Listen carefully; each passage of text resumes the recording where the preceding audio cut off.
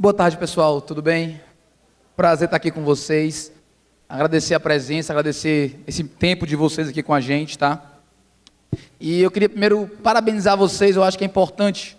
Eu sempre gosto de começar esses momentos de palestra, de treinamento, de bate-papo. Eu sempre gosto de parabenizar principalmente vocês, empreendedores, gestores, executivos de empresa, que eu acho que a gente vive em um país, em uma cultura de um país que não valoriza vocês, que não valoriza a gente.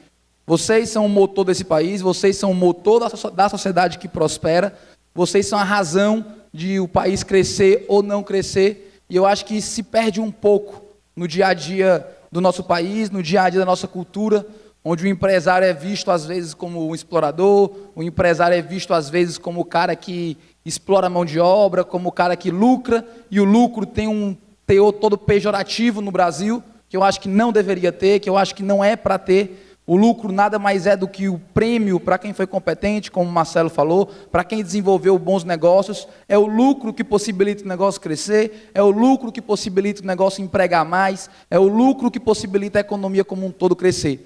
Então, nesse momento que a gente vive no Brasil, principalmente, onde a gente tenta rearranjar o país, rearrumar o país, achar um novo rumo para o país, essa é a verdade, é fundamental que a gente consiga dar esse passo para trás antes, cultural e moral, para a gente poder reconhecer a quem é o mérito do crescimento do país, e esse mérito é totalmente de vocês, empresários, gestores. Então eu queria de coração pedir uma salva de palmas para vocês, que vocês movem o país, vocês movimentam a sociedade.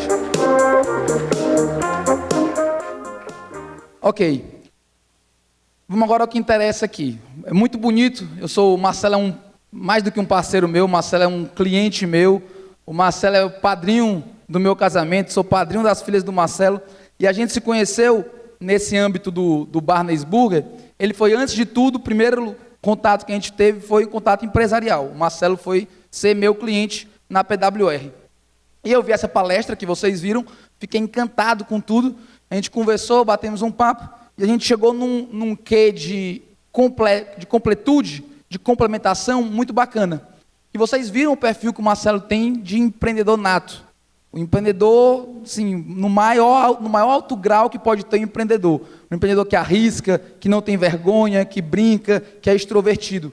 E a gente viu uma possibilidade de crescimento grande pensando na gestão do negócio. E é esse o que eu quero trazer para vocês hoje aqui. A gestão do negócio de vocês. Como vocês fazem a gestão do negócio. Raduan, isso é um tema simples e batido, e eu vou ser sincero para vocês. Talvez seja o tema mais chato que vai ser visto aqui. Porque é muito bacana ver empreendedorismo, é muito bacana, como o Newton falou, ver inspiração, transpiração. Mas tem uma coisa que é fundamental, que é esquecida nos negócios, que se chama gestão.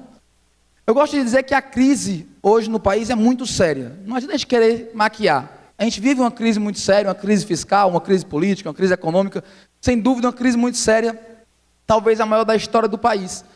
Mas a verdade nas empresas que eu tenho como clientes, em outras empresas, a verdade nacional, é que muito pouco é feito na gestão dos negócios. Muito pouco é feito da porta para dentro. E é esse o desafio que eu quero trazer para vocês hoje. O que está sendo feito no negócio de vocês da porta para dentro e não da porta para fora? Eu não estou falando da economia, da Dilma, do Manteiga e tudo que houve e o que vai acontecer no Brasil daqui para frente. Mas o que é feito internamente no negócio de vocês. O que vocês fazem no negócio de vocês que realmente garante a perpetuidade do negócio. Porque, pessoal, a gente vive num país que eu querer prosperar só quando o país prospera é muito pouco. São momentos de lampejos, historicamente falando, que o país teve de sucesso econômico, financeiro, social. Se você pegar a história econômica do Brasil, ela mais ou menos se repete a cada 20, 25 anos. Ela mais ou menos se repete. O país vive uma crise, vem alguém, arruma a casa, depois vem outro presidente, gera um crescimento grande, depois cai de novo, esse cara provavelmente sai do governo, entra outro para arrumar a casa. Isso se repete a cada 20, 25 anos. A história é mais ou menos a mesma. Tem um salvador da pátria, tem um cara que sai muito impopular, tem alguém que dá um crescimento monstruoso, como foi o Lula em 2010, e depois vem alguém e a coisa sai do parâmetro e quebra de novo e tem que vir alguém. E a gente faz uma empresa para durar mais do que 20 anos. Nenhuma das empresas de vocês foi criada com um prazo de validade de 20 anos. Pelo contrário, Eu acho que as empresas são criadas para durarem até mais tempo do que a própria vida de vocês, para ser um patrimônio familiar, ser um patrimônio passado por gerações. Então vocês têm que ter alguns parâmetros internos que garantam essa blindagem do negócio. O negócio de vocês tem que ser blindado de uma forma que ele não sofra tanto o que acontece no mercado externo. Seja uma inflação, seja um PIB, seja um dólar, sejam fatores que não estão sob controle de vocês. Perfeito? E aí é que tem um grande problema. Aí é que eu vejo que quando eu entro numa empresa para fazer consultoria, eu começo a ver um grande problema. Nas minhas análises, no meu histórico de consultoria, e aí já se vão quase 40 empresas, poucas empresas sabem uma coisa básica: quanto lucram. Quanto lucram?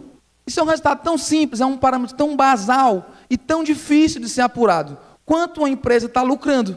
Eu não estou falando de faturamento, eu não estou falando de despesa, eu não estou falando de receita, estou falando de lucro. Quanto você está lucrando? Eu fiz agora uma consultoria para uma empresa.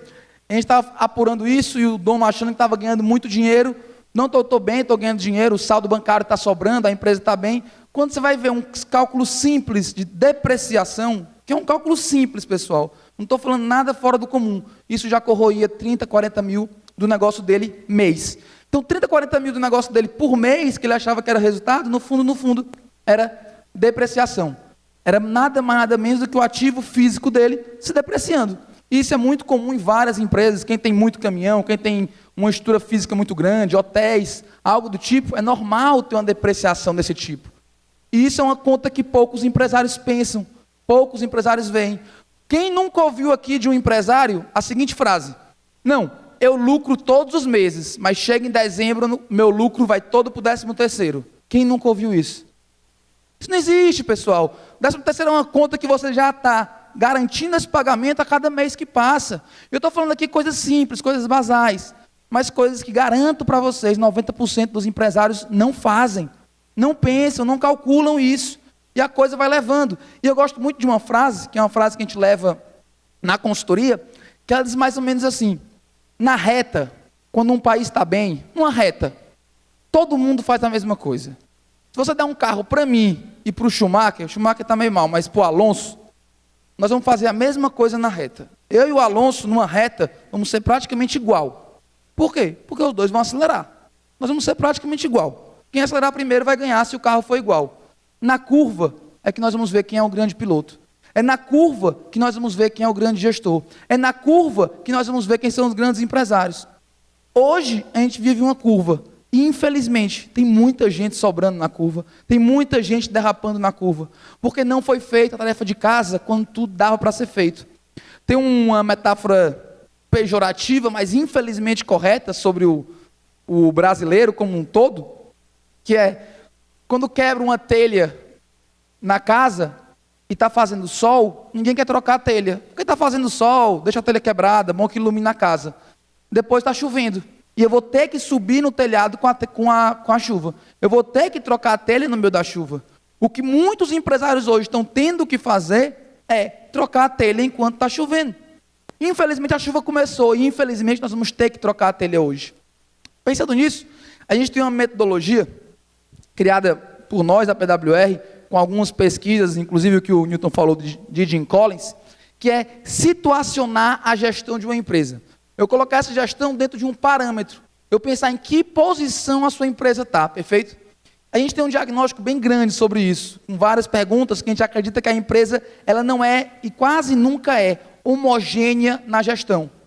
Talvez empresas onde tem um perfil muito empreendedor, onde tem um empresário audacioso, audacioso, perspicaz, ela consiga se desenvolver muito na área comercial. E na área comercial ela tem um nível de gestão muito bacana. E talvez na área financeira ela não consiga se desenvolver. Talvez na parte financeira ela deixe a desejar. Perfeito? Todavia, a gente acredita que a empresa tem que ter um equilíbrio na gestão dela.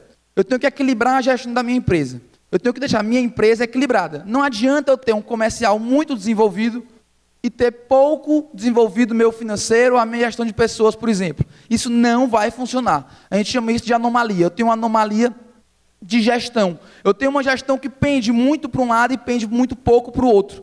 E isso é natural dentro de qualquer empresário no começo de carreira. Qualquer empreendedor passa por esse momento. Todo empreendedor de sucesso, ele chega num momento, e eu vou tentar situacionar isso em 3, 4 anos de empresa, que ele tem que tomar uma decisão muito difícil dentro do negócio dele.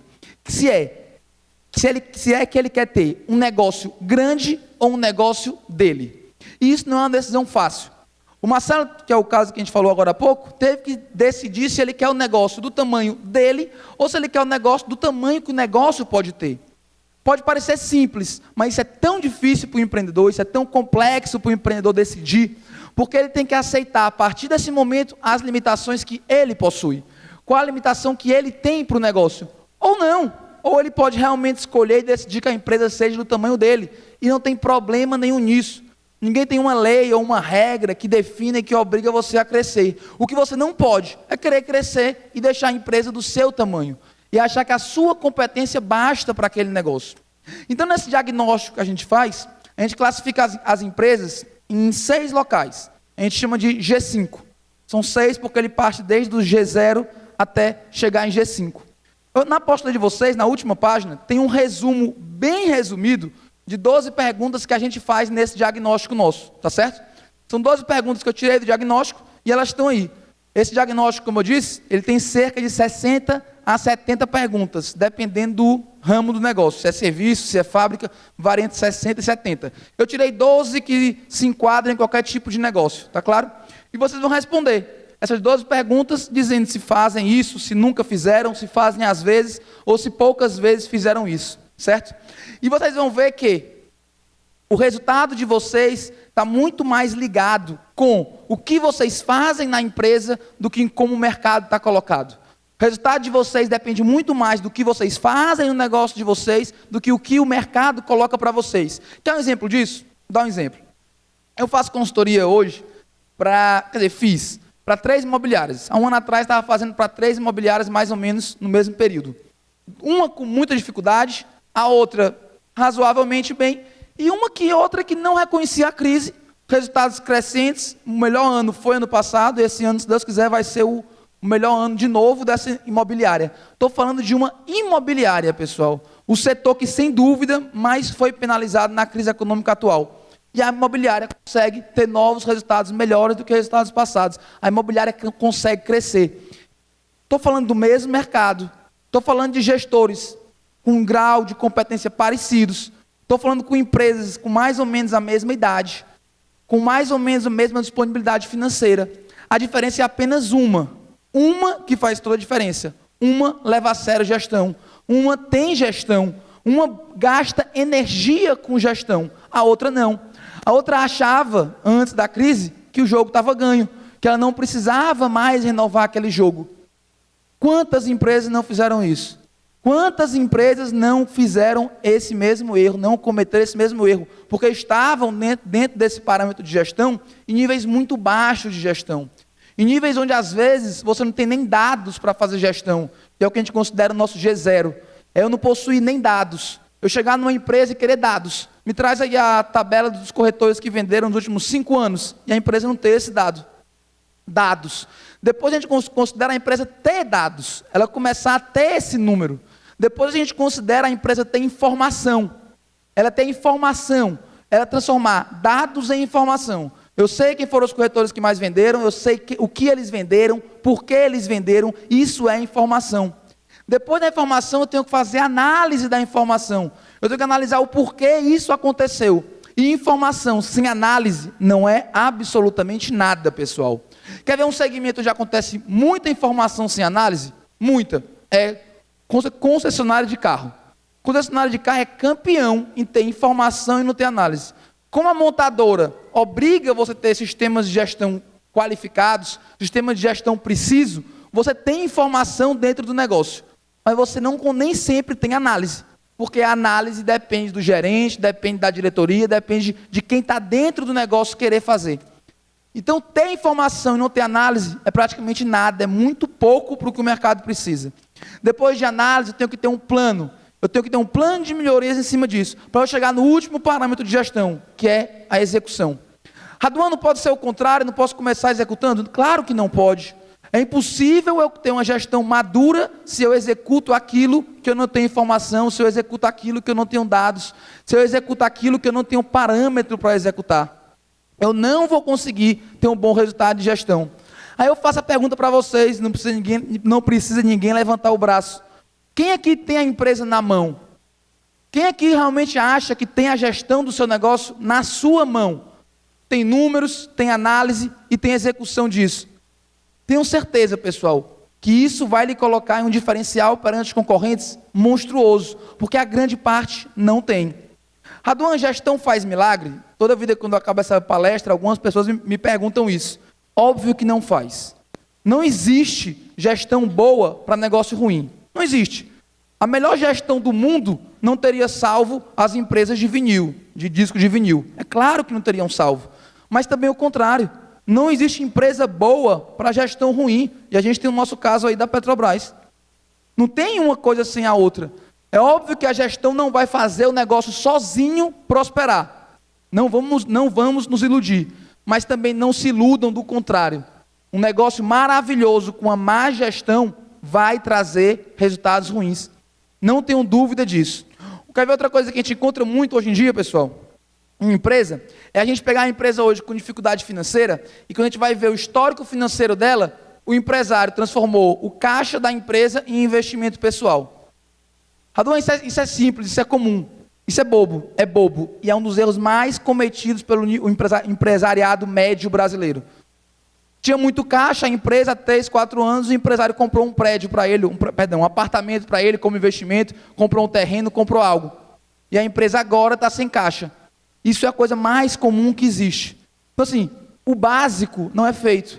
O básico, a separação de conta de pessoa jurídica e de pessoa física, um prolabore para você e não uma participação em lucros a cada mês. O que sobra no final do mês não é o lucro da empresa.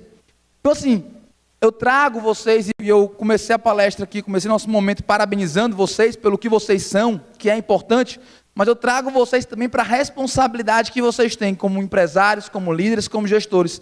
A responsabilidade de vocês não têm só uma vida na mão de vocês, nem 3, nem 4, nem só a família de vocês. Uma cadeia enorme de pessoas depende de simples decisões que vocês tomam.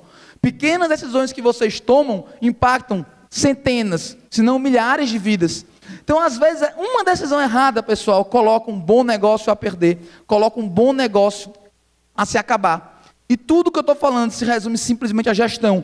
Não estou falando de inteligência fora do comum, não estou falando de anos de estudo, eu estou falando de gestão empresarial, que muda muito pouco do que é hoje para o que era 10 anos atrás.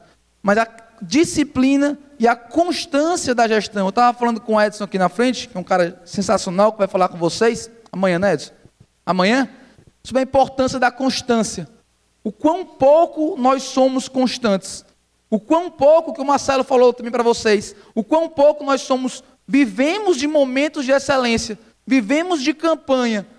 Nós temos uma cultura, voltando para a cultura brasileira, de sermos muito bom em campanha e muito ruim em disciplina.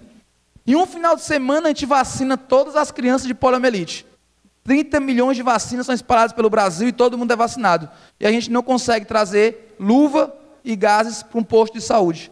Isso é gestão, pessoal. Não falta dinheiro na saúde brasileira, na educação brasileira. Falta gestão. E muita empresa é a mesma realidade. Falta gestão, falta disciplina, falta rotineiramente o acompanhamento disso. 6 minutos só. Raduan, por onde eu começo? Essa é uma pergunta que muita gente me faz e depois da gente falar disso tudo, é importante dar um norte, dar uma solução. Tá? Um modelo de gestão que eu gosto muito é o modelo do BSC, né, que é do Balanced Scorecard. Não sei se alguns conhecem aqui, que é um modelo de gestão estratégica. Eu costumo dizer o seguinte, que a gente tem que criar mais ou menos um planejamento para o negócio. Eu tenho que saber o que eu quero do meu negócio. Não tem como eu fazer a gestão de algo que eu não sei para onde eu quero que ele vá. O primeiro parâmetro que a gente faz, o primeiro passo de construção que a gente faz é financeiro. É por aí que eu começo a definir o que eu quero. O que eu quero financeiramente da minha empresa? Qual o resultado financeiro que eu quero para o meu negócio? Essa é a primeira pergunta que eu tenho que responder. Porque o resultado financeiro é uma restrição para o negócio existir. Nenhuma empresa, e quebrar um pouco esse mito, a gente gosta de dizer que empresa existe para dar lucro. Nenhuma empresa existe para dar lucro. A empresa existe para ter um cliente. dar lucro é uma restrição que ela tem que cumprir para que ela possa ter clientes. Está claro? Então, assim, a empresa não existe para dar lucro, não. Ela existe para ter clientes. Agora, se ela não tiver lucro, ela não vai conseguir ter mais clientes. É mais ou menos, o Jim Collins fala um pouco disso, é mais ou menos pensar assim, se eu perguntar para todos vocês aqui, por que vocês vivem, para todos aqui, ninguém vai me dizer que vive para comer e respirar. Ninguém vai me dizer isso. Mas todo mundo aqui tem que comer e respirar para viver. É mais ou menos como uma empresa de alto padrão funciona. Ela não existe para dar lucro, mas se ela não tiver lucro, ela não funciona. Então ela tem que ter uma visão maior de futuro, mas ela tem que saber que o resultado financeiro dela é fundamental para a prosperidade do negócio, senão o negócio não se sustenta. Vocês vivem para amar a família, para amar a Deus, para servir ao próximo, mas se vocês não tiverem lucro pessoal, tudo isso deixa de existir. Se vocês não se alimentarem, tudo isso deixa de existir. É o mesmo parâmetro financeiro de um negócio. Então a gente tem que começar um planejamento de uma empresa pensando no parâmetro financeiro. O que eu quero de resultado financeiro. Depois disso, eu tenho que responder a pergunta que vai me dar o resultado financeiro. Quem paga o meu sucesso financeiro? Salve raras exceções, quem paga é o cliente. E eu tenho que me responder, o que o cliente tem que perceber no meu negócio? A segunda perspectiva do BSC. O que o cliente tem que perceber para que ele cumpra esse resultado financeiro? Vamos dar um exemplo do Marcelo do Barnes. Vamos supor que a gente coloque que a gente tem que ter 5 milhões de faturamento por mês, é o resultado do Barnes. Vamos supor que a gente está com essa visão de futuro. O que o cliente tem que perceber no Barnes para que a gente chegue no resultado de 5 milhões de faturamento por mês? Porque quem vai pagar isso não sou eu, quem vai pagar isso é o cliente. Então eu tenho que saber claramente o que o cliente quer e o que ele precisa perceber em mim para que ele aceite pagar a conta dos 5 milhões. É a segunda perspectiva, a perspectiva de clientes. Agora, cliente nenhum no mundo tem perspectiva à toa. A Disney não chegou aonde está porque os clientes simplesmente gostam da Disney por gostar. Existem alguns processos no seu negócio que são fundamentais para que o cliente perceba valor no seu negócio. Aí vem a terceira perspectiva de processo. Quais são aqueles processos internos do seu negócio que tem que ser executados com excelência? Que a excelência nesse processo é inegociável. Você vai citar quais são esses processos. Vamos dizer o caso do Barnes. É o processo de atendimento, é o processo de novos produtos, é o marketing. Tem 3, 4 processos que vão ser inegociáveis na excelência. Eu falei de 3 perspectivas já. Financeira, cliente e processo. E agora a última perspectiva, a de pessoas. O que eu tenho que ter de pessoas internamente no meu negócio para que esses processos sejam executados com qualidade? Quais são as competências, quais são as características que eu tenho que ter das pessoas para que esses processos realmente ocorram com a excelência que eu quero? Respondendo essas 4 perspectivas financeiras, cliente, processo e pessoas, vocês já vão ter um norte claro do que tem que ser feito no negócio de vocês. Isso aqui não é criação minha, isso é modelo de gestão desde 1992 que existe. Vamos definir do financeiro até chegar às pessoas. Qual é o próximo passo? A gente define estratégia de cima para baixo. A gente implanta de baixo para cima. O que eu estou querendo dizer para vocês? Se você não tiver as pessoas certas no seu negócio, ou você contrata as pessoas certas, ou esqueça o seu negócio. Não vai haver milagre no seu negócio, não vai haver processo com excelência, não vai haver boa perspicácia do cliente, boa perspectiva do cliente, não vai haver resultados financeiros que você quer, se a base de tudo isso, se o final que eu falei de pessoas não ocorrer. Porque eu começo definindo o que eu quero de financeiro, depois clientes, depois processos, por último pessoas. Mas a implantação e a execução disso é de baixo para cima. Eu tenho que garantir que eu tenho as pessoas certas dentro do meu negócio. E tem 2 perguntas, essa é a maneira mais simples que eu conheço, de responder se eu hoje tenho as pessoas certas dentro do meu negócio. E 2 perguntas muito simples. Escreva o nome, não vou fazer agora não, mas escreva o nome quando chegar em casa, das 10 pessoas principais para o seu negócio. Os 10 gerentes, estou acabando. Os 10 gerentes, 10 supervisores, escreva o nome deles. E você vai fazer 2 perguntas para cada um deles. A primeira pergunta é, se eu soubesse hoje, se o que eu sei hoje, eu soubesse, no dia que eu o contratei, eu o contrataria novamente? Está claro? Então vai ter a pessoa, tem o João, o meu gerente. Eu conheço muito o João hoje. Se no dia que eu contratei o João, eu o conhecesse como eu conheço hoje, eu teria o contratado novamente? Essa é a primeira pergunta. A segunda pergunta é: se o João pedir para sair amanhã, eu vou achar ruim? Eu vou ficar triste? Duas perguntas. Se a resposta das duas for: não contrataria e não vou ficar triste, por favor, demita o João na segunda-feira. É um favor que você faz para você, para a sua empresa e para o próprio João. Se a resposta for: eu não contrataria ele novamente, mas eu vou ficar triste se ele sair, é porque o que o João faz é importante e eu não tenho ninguém para colocar no lugar ainda. Então o que é que eu faço segunda-feira? Eu vou abrir um processo de seleção para trocar o João. Esse é o segredo. O problema é que tem muito empresário e muito executivo que demora para demitir pessoas, demora para ter esse resultado da demissão. E um outro conselho que eu dou para vocês, pessoal: contrate lento. Não tenham pressa em contratar pessoas. Achar a pessoa certa para um local não é fácil, não é simples. Testem, façam teste de cultura. A empresa de vocês tem uma cultura, as pessoas que entram já têm que ter uma similaridade com essa cultura muito forte. Testem as pessoas na cultura do negócio de vocês. Um ótimo funcionário para o Marcelo pode ser um péssimo funcionário para mim, por questões de cultura do meu negócio e do negócio dele. Então testem a empresa, testem o funcionário na cultura. Sejam lentos na contratação, mas por favor, sejam rápidos na demissão. Rápidos. Poucas vezes um funcionário que você quer demitir volta, você que se arrepende: realmente não era para eu ter demitido ele, eu queria ter ficado com ele. O mais comum é o contrário. O mais comum é você querer demitir alguém e ficar adiando isso. E você faz um mal para você como empresário, faz um mal para a empresa, faz um mal para quem trabalha bem na empresa, porque manter alguém improdutivo no negócio, no fundo você está penalizando quem é produtivo. E principalmente, botem a mão no coração, está fazendo mal para a pessoa, porque a pessoa está num lugar que ela não vai progredir, que ela não vai crescer, que ela não vai ser promovida, e eu estou mantendo ela lá naquele local, estou deixando ela lá parada, estagnada, porque eu não tive coragem de demiti-la. Olhem a empresa de vocês por esse ângulo. Tirem momentos para olhar o negócio e não só olhar o mercado. É importantíssimo olhar o mercado, é importantíssimo olhar da porta para fora, mas olhem a empresa da porta para dentro. Vejam o negócio de vocês, façam esse simples exercício de finanças, clientes, processos de pessoas. Se perguntem se vocês têm as pessoas certas. Não é tudo não, pessoal, mas é um grande passo rumo à excelência. É um começo de um caminhar rumo à excelência. Faça esse teste, dá certo? Quem quiser pegar meu e-mail depois, o Nilton pode disponibilizar, eu passo o teste completo para vocês. Posso falar? É raduan@pwrgestão.com. Me manda pedindo que eu passe o teste completo, que são mais de 60 perguntas que eu enquadro no negócio de vocês, tá certo? Meu muito obrigado, Nilton. Obrigado, pessoal. Espero ter colaborado.